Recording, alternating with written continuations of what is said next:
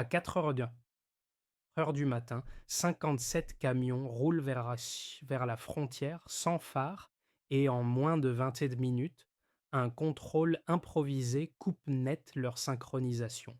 Quand les premiers sacs d'aide humanitaire sont ouverts, fusils, grenades, roquettes et munitions apparaissent pour une valeur annoncée au-delà de 700 millions de dollars, et l'affaire quitte le registre du simple trafic. Alors, que prouve vraiment ce coup de filet pour Ibrahim Traoré et pour un État qui se dit prêt à se défendre seul? Cette enquête promet plus qu'un récit spectaculaire.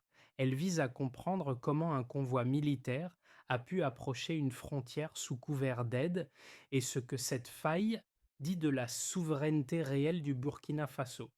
Pour le lecteur, l'enjeu est clair. Saisir en quelques minutes pourquoi cet épisode dépasse un fait divers sécuritaire et redéfinit des équilibres politiques, économiques et sociaux durables.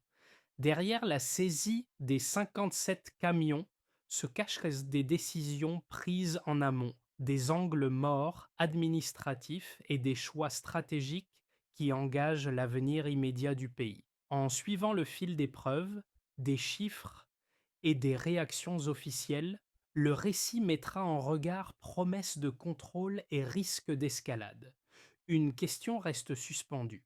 Cet événement marque-t-il un sursaut maîtrisé ou l'entrée dans une zone d'instabilité plus large? La réponse n'est pas binaire, et c'est précisément ce que cette analyse s'engage à éclairer, pas à pas, sans dramatisation inutile. Elle contextualise les faits pour permettre au public d'évaluer lucidement les conséquences à venir. Dès les premières heures, un chiffre fait basculer l'interprétation. 57 camions interceptés en moins de 21 minutes, un niveau de coordination inédit pour un simple contrôle frontalier. Cette rapidité, couplée à la valeur estimée de l'arsenal dissimulé sous l'aide humanitaire, signale d'emblée que l'opération dépasse le cadre d'un trafic opportuniste. Pour comprendre pourquoi cet épisode constitue une rupture, il faut revenir à la situation sécuritaire du Burkina Faso avant cette nuit. Les saisies d'armes étaient jusque-là limitées, fragmentées, souvent liées à des réseaux locaux faiblement structurés. Les contrôles frontaliers reposaient sur des routines prévisibles avec des moyens inégaux selon les régions. Dans ce contexte, la convergence simultanée de dizaines de camions arrivant de zones différentes et suivant un itinéraire pensé pour éviter les radars apparaît comme une anomalie stratégique. Les premières inspections révèlent rapidement l'ampleur du choc. Sous les sacs de farine et de lait en poudre, les forces de sécurité découvrent des fusils d'assaut, des roquettes et des munitions neuves, soigneusement emballées. La diversité des armements et leur état indiquent une préparation longue, incompatible avec un réseau artisanal. À ce stade, l'enquête bascule d'un dossier douanier vers une lecture militaire et politique. Informé en temps réel depuis Ouagadougou, Ibrahim Traoré ordonne une sécurisation immédiate de la zone et la préservation stricte des preuves. Chaque numéro de série doit être relevé, chaque conducteur interrogé. Cette réaction rapide vise autant à contenir un risque immédiat qu'à établir une traçabilité irréfutable, condition nécessaire pour comprendre l'origine réelle de la menace. Ainsi, la mini-révélation ne tient pas seulement au volume des armes, mais à ce qu'il révèle, une capacité extérieure à tester en conditions réelles les failles d'un État sahélien. Ce constat reconfigure tout le récit et ouvre une question centrale. Le Burkina Faso a-t-il déjoué un incident isolé ou le premier acte d'un projet beaucoup plus vaste? Au cœur de cette nuit décisive, un nom s'impose progressivement comme fil conducteur de l'opération, le capitaine Moussa Kaboré, chef des gardes frontières dans la région concernée. Depuis des années, il observe les flux nocturnes, les horaires irréguliers et les micro-signaux que d'autres jugeraient insignifiants. Cette expérience explique pourquoi, le 16 août, une anomalie précise retient son attention. Des camions circulant sans phare à des heures inhabituelles, avec une synchronisation trop parfaite pour être accidentelle. Sous son commandement, une équipe réduite est déployée avec des moyens limités mais ciblés. 15 hommes, 2 véhicules blindés légers et un drone suffisent à créer une nasse improvisée. L'intervention est rapide, presque silencieuse, afin d'éviter toute escalade inutile. Ce choix tactique produit un premier impact immédiat. Les camions sont immobilisés sans échange de tirs, préservant à la fois les preuves et la sécurité des équipes engagées. Lorsque le premier conteneur est ouvert, la perception de l'événement change instantanément. Les armes découvertes ne correspondent pas à des stocks hétéroclites, mais à un ensemble cohérent, organisé par type et par lot. Pour les forces sur place, cette constatation agit comme un signal d'alarme. Ce qui a été intercepté dépasse largement une tentative de contrebande classique. Les effets se font sentir dans les heures qui suivent. Les services de renseignement sont redirigés vers la zone, les protocoles sont relevés d'un cran et l'alerte remonte jusqu'au sommet de l'État. Sur le terrain, la consigne reste claire: documenter, sécuriser, ne rien précipiter. Cette discipline collective transforme une initiative locale en pivot stratégique national. Et voilà le point clé: une vigilance individuelle au bon moment peut infléchir le destin d'un pays. Avant cette nuit-là, les contrôles frontaliers relevaient d'une mécanique connue: des patrouilles espacées, des horaires prévisibles, une pression constante mais diffuse liée aux trafics régionaux. Puis, en l'espace de quelques heures, tout bascule. L'activation commence par un détail presque banal: un signalement interne faisant état de mouvements nocturnes inhabituels sur un axe secondaire menant vers la frontière togolaise. Rien, en apparence, qui justifierait une alerte maximale, mais suffisamment pour rompre la routine. Très vite, les informations se croisent. Plusieurs camions ont quitté des points distincts à des heures différentes avant de converger vers un même corridor. Cette convergence constitue le premier tournant. Elle suggère une planification préalable, pensée pour diluer l'attention des autorités jusqu'au moment critique. Les ordres tombent alors: resserrer les contrôles, fermer les routes secondaires, observer avant d'intervenir. L'objectif n'est pas encore l'interception, mais la confirmation d'un schéma. Le climax se produit peu avant l'aube. Les unités frontalières verrouillent progressivement l'itinéraire, créant une nasse invisible.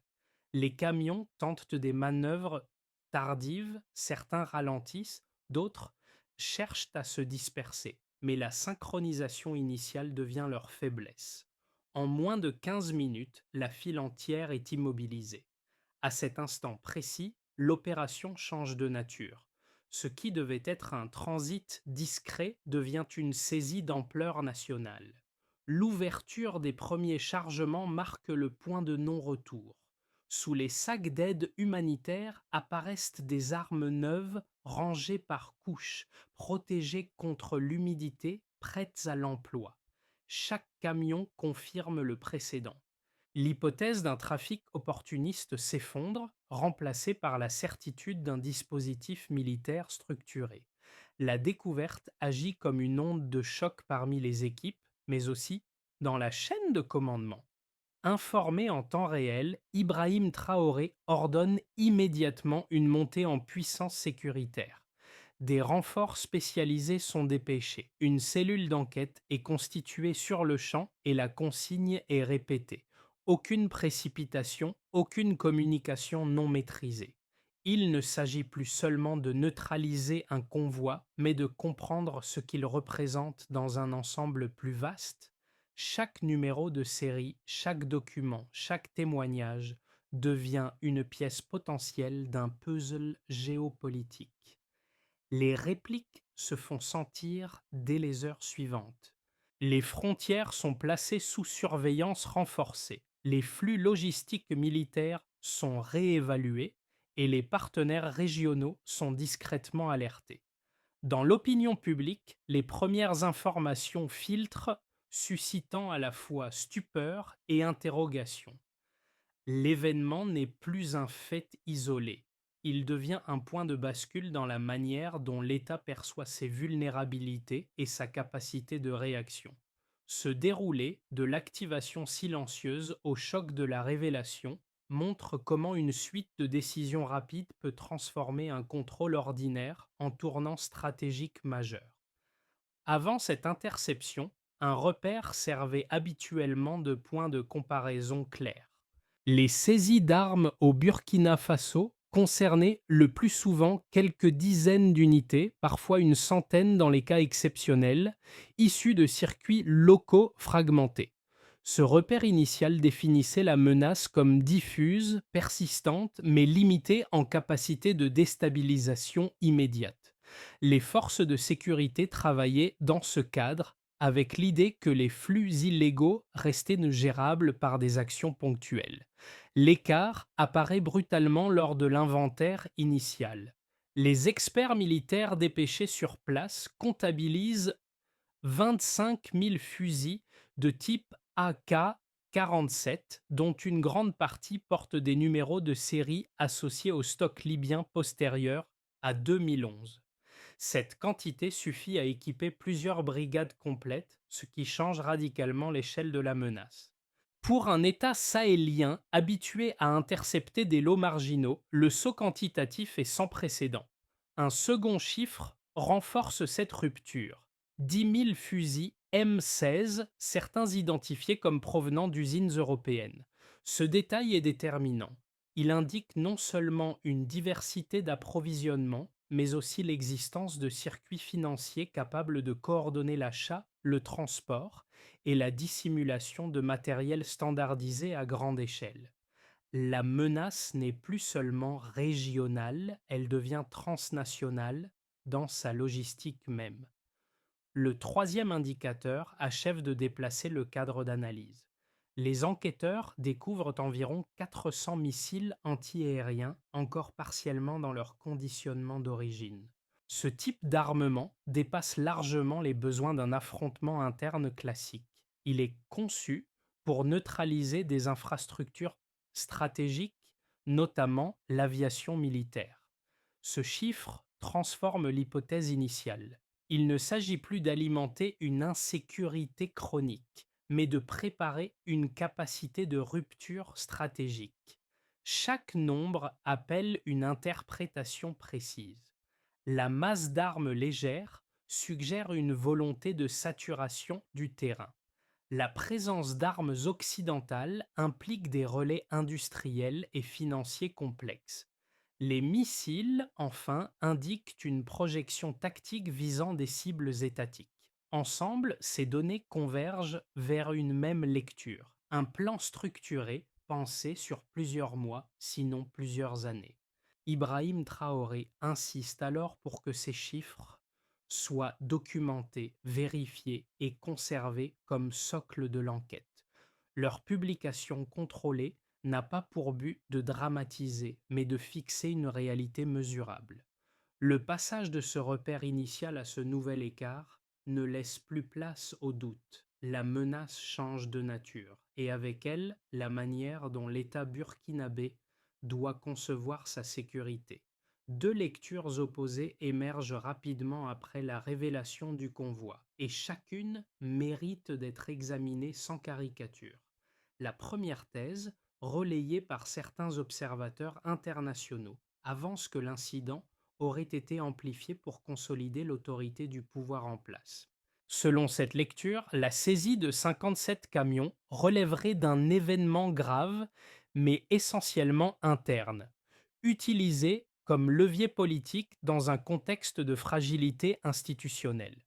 L'argument central est simple. Un État sous pression peut être tenté de surinterpréter une menace afin de mobiliser l'opinion et de réduire les marges de contestation. La seconde thèse soutient l'inverse. Elle considère l'opération comme une ingérence extérieure coordonnée rendue visible par une accumulation d'indices difficilement conciliables avec un scénario local. la synchronisation parfaite des camions, leur provenance géographique multiple, la diversité des armements et la sophistication logistique dépasseraient, selon cette lecture, les capacités de réseaux endogènes fragmentés. Pour ses partisans, l'incident s'inscrit dans un schéma plus large de reconfiguration des rapports de force régionaux. Pour départager ces deux interprétations, il faut revenir aux faits vérifiables. La quantité et la standardisation des armes constituent un premier point de friction avec la thèse minimaliste. Équiper plusieurs brigades complètes nécessite des capacités financières, industrielles et logistiques rarement accessibles à des groupes locaux isolés. La présence d'armes issues de chaînes d'approvisionnement différentes, y compris européennes, renforce cette incohérence. Un second élément concerne les flux financiers identifiés. Les premières analyses montrent des circuits bancaires transitant par plusieurs juridictions avec des montages destinés à diluer les responsabilités. Ce type de structure dépasse largement l'improvisation opportuniste et suppose une planification prolongée. Enfin, la découverte de documents préparatoires et de calendriers opérationnels concordants affaiblit l'hypothèse d'une exagération ponctuelle. Ainsi, sans exclure toute dimension politique interne, la lecture strictement domestique peine à expliquer l'ensemble des données disponibles. La thèse de l'ingérence coordonnée apparaît à ce stade comme la seule capable d'englober sans contradiction la totalité des preuves observées, tout en laissant ouverte la question de leurs commanditaires ultimes. À mi-parcours de l'enquête, une découverte documentaire change brutalement la lecture des faits.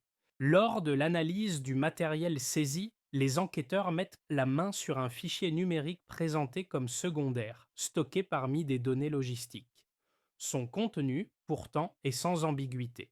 Un plan structuré détaillant une séquence politique et militaire destinée à exploiter l'arrivée massive des armes. À cet instant, l'affaire quitte définitivement le registre de la prévention sécuritaire pour entrer dans celui de la déstabilisation étatique. Le document décrit une chronologie précise, des relais administratifs anticipés et des mesures à activer en cas de succès. Il ne s'agit pas d'un simple scénario théorique, mais d'un canevas opérationnel cohérent avec les volumes d'armement interceptés. Cette correspondance entre le plan et les moyens saisis agit comme un révélateur. Elle donne un sens stratégique à ce qui jusque-là pouvait encore être interprété comme une accumulation d'indices inquiétants mais disjoints. Informé de cette découverte, Ibrahim Traoré élargit immédiatement le périmètre de l'enquête.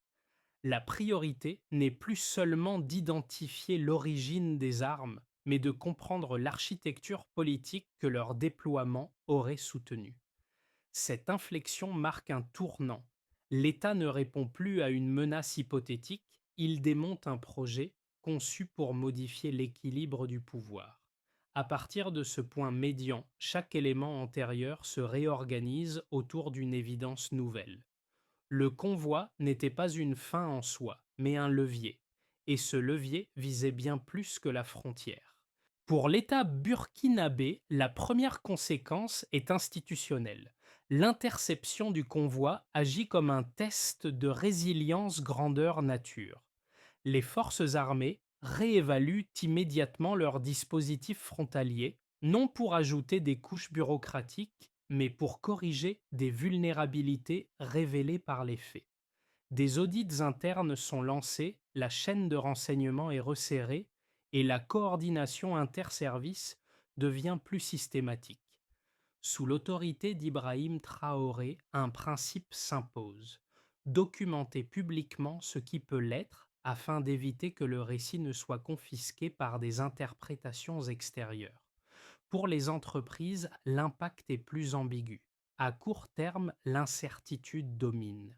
Certains partenaires étrangers expriment leurs inquiétudes, évoquent des risques de sanctions ou de gel de coopération. Cette tension crée un climat d'attentisme, notamment dans les secteurs dépendants de chaînes logistiques internationales. Pourtant, un mouvement inverse apparaît rapidement.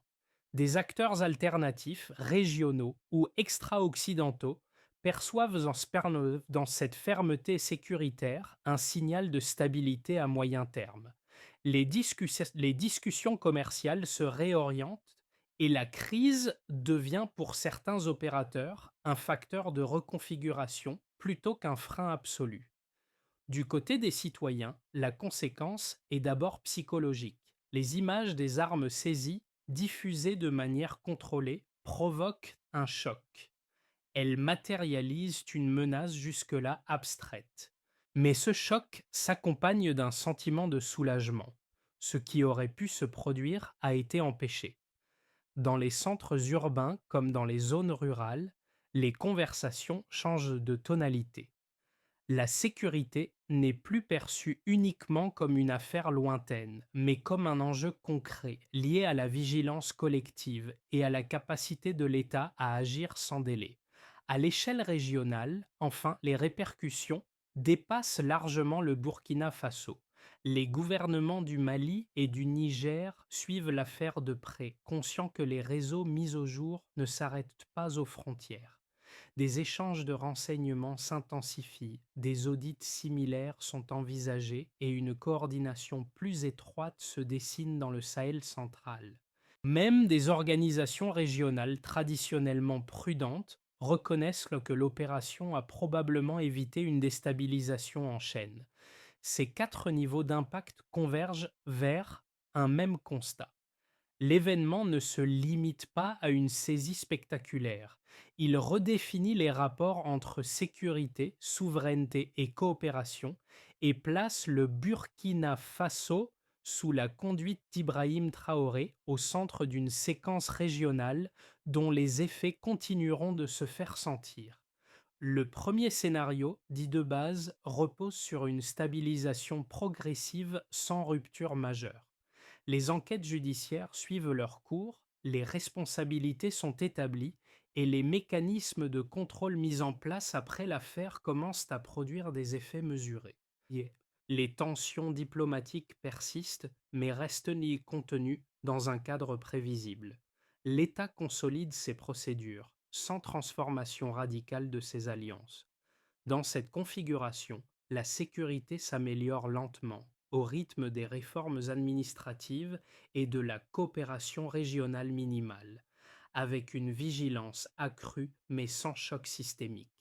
Un scénario plus favorable envisage un effet d'entraînement. L'interception du convoi devient un précédent structurant, non seulement pour le Burkina Faso, mais pour l'ensemble du Sahel central. Les dispositifs de renseignement sont mutualisés, les échanges d'informations se densifient et une architecture de sécurité plus intégrée émerge.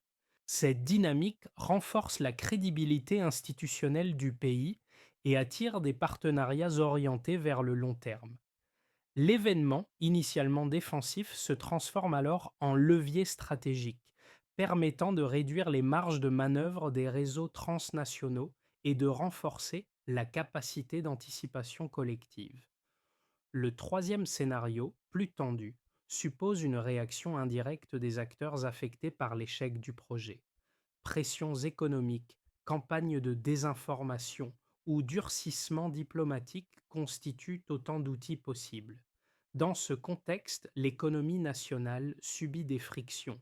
Certaines importations deviennent plus coûteuses et des tensions sociales peuvent apparaître. Toutefois, la cohésion née de la crise agit comme un amortisseur partiel.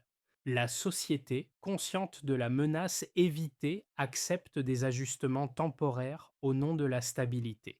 Face à ces trois trajectoires, une grille de lecture s'impose. Si l'État anticipe, il peut transformer un risque en avantage durable. S'il se contente de réagir, il reste exposé aux initiatives extérieures. La différence ne tient pas à la puissance des adversaires, mais à la vitesse de compréhension. C'est dans cet intervalle, souvent invisible, que se joue l'avenir immédiat du pays. Pour un premier cercle de citoyens, ceux qui vivent TICAC la sécurité au quotidien, l'événement prend une dimension très concrète. Soldats, chauffeurs de nuit, enseignants ou parents comprennent soudain ce que signifie l'échec ou la réussite d'un contrôle frontalier. Les images de l'arsenal saisi ne sont pas perçues comme un spectacle, mais comme la matérialisation de ce qui aurait pu bouleverser des vies ordinaires en quelques heures.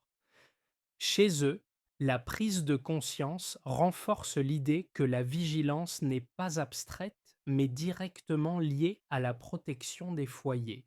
Un deuxième groupe concerne la diaspora burkinabé. Exposée à des récits internationaux parfois contradictoires, elle interprète cette affaire comme un test de crédibilité nationale. Les débats dans les associations, les universités ou les réseaux sociaux révèlent un même fil conducteur. La souveraineté ne se résume pas à la force militaire, mais à la capacité de produire des faits vérifiables et de les défendre dans l'espace public. Pour beaucoup, la fermeté affichée par les autorités sous la direction d'Ibrahim Traoré devient un point d'ancrage symbolique et identitaire. Un troisième cercle rassemble celles et ceux qui cherchent à comprendre les mécanismes profonds de la crise.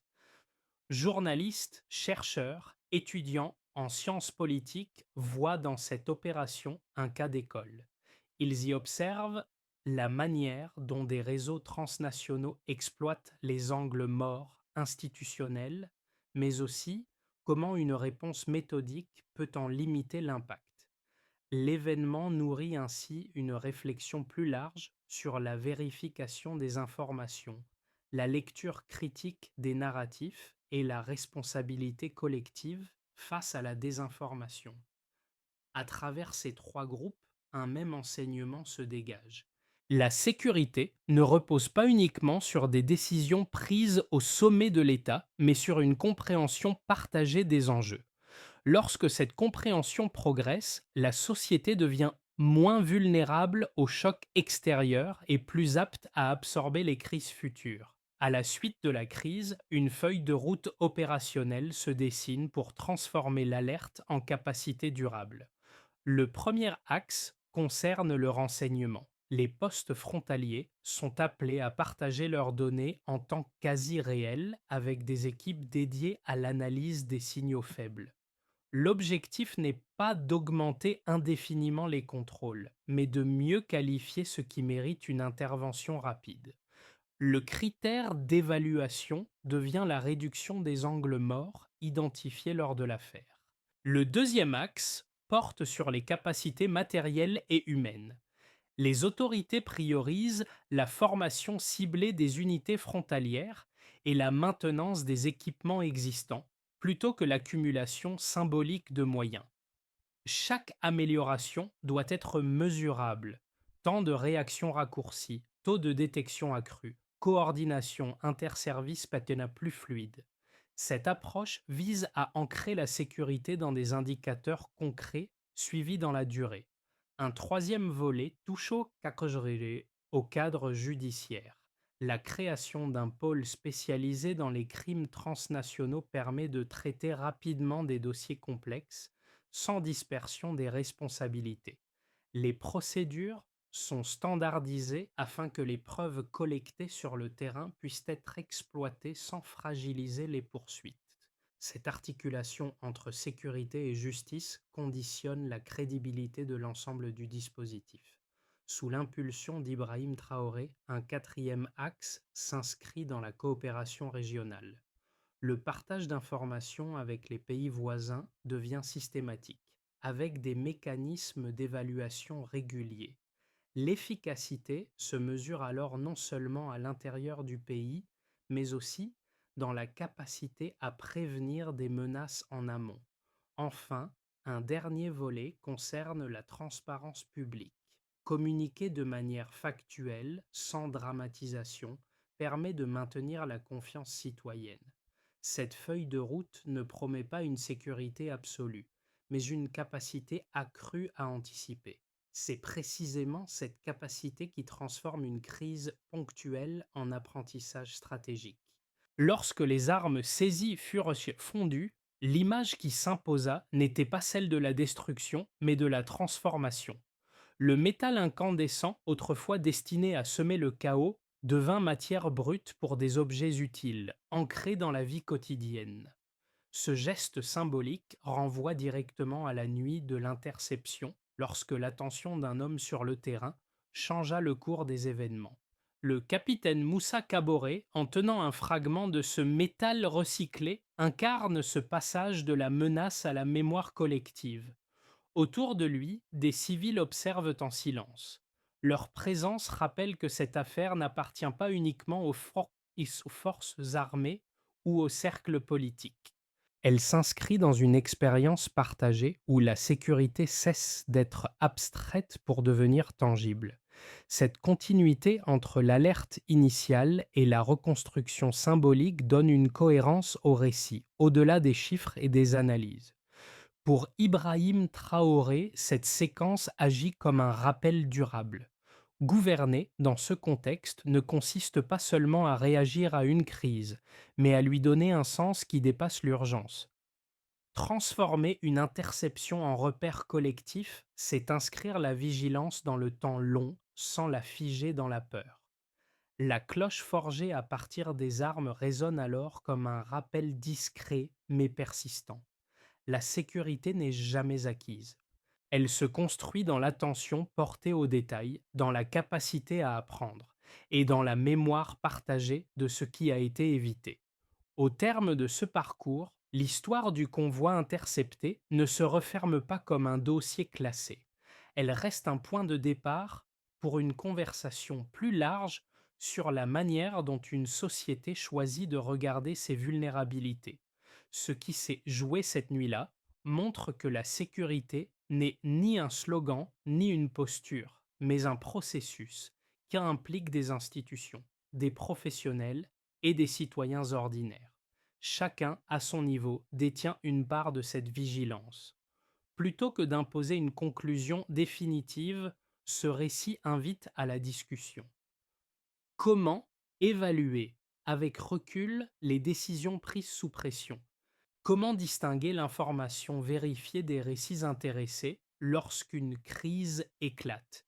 Et comment maintenir, dans le temps, l'attention collective sans la transformer en peur permanente? Ces questions dépassent le cas du Burkina Faso et rejoignent des enjeux partagés par de nombreuses sociétés. Sous la présidence d'Ibrahim Traoré, l'épisode devient un repère, non une fin. La suite dépendra de la capacité à débattre calmement, à confronter les points de vue et à apprendre de ce qui a été évité. La réflexion ne fait que commencer.